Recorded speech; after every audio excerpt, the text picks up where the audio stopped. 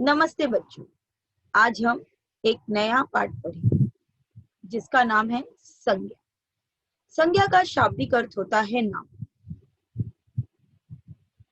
किसी प्राणी, वस्तु, स्थान, भाव या दशा के नाम को हम संज्ञा कहते हैं।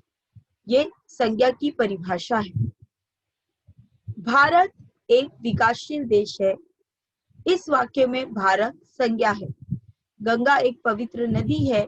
इस वाक्य में गंगा संज्ञा है। कुरान इस्लाम का एक पवित्र ग्रंथ है। इस वाक्य में कुरान संज्ञा है। अब हम बात करेंगे संज्ञा के भेदों की। संज्ञा के 5 प्रकार होते हैं। पहला व्यक्तिवाचक संज्ञा, दूसरा जातिवाचक संज्ञा, तीसरा भाववाचक संज्ञा, चौथा द्रव्यवाचक संज्ञा, पांचवा समूहवाचक संज्ञा। सबसे पहले हम बात करेंगे व्यक्तिवाचक संज्ञा। जिन शब्दों से किसी विशेष व्यक्ति, विशेष प्राणी, विशेष वस्तु का बोध होता है उसे व्यक्तिवाचक संज्ञा कहते हैं। जैसे राम किसी व्यक्ति का नाम है, बाइबल किताब का नाम है और दिल्ली शहर का नाम है। दूसरा प्रकार है जातिवाचक संज्ञा।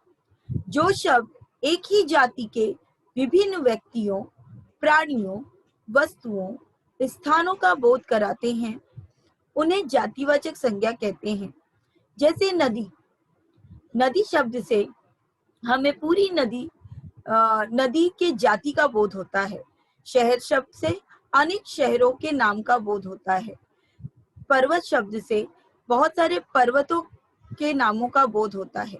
इसलिए ये पूरी जाति का बोध कराने वाले शब्द हैं, इसलिए इन्हें जातिवाचक संज्ञा कहते हैं। भाववाचक संज्ञा, शब्द किसी कर्म, अवस्था, दशा आदि का बोध कराते हैं, उन्हें भाववाचक संज्ञा कहते हैं। जैसे भूख, थकावट, क्रोध। भाववाचक संज्ञा एक फीलिंग है जो आप किसी को दिखा नहीं सकते। आपको कितनी भूख लगी है ये आप नहीं बता सकते। भूख एक फीलिंग है। आप कितने थके हुए हो ये आप बता नहीं सकते। थकावट एक फीलिंग है। इसी तरह क्रोध यानी गुस्सा एक फीलिंग है। अहंकार भी फीलिंग है। तो ये सारी चीजें भाववाचक संज्ञा है। संज्ञा के और 2 प्रकार हैं, समूहवाचक और द्रव्यवाचक, जो हम अगली कक्षा में पढ़ेंगे, जिसके लिए हम दूसरा वीडियो पढ़ेंगे।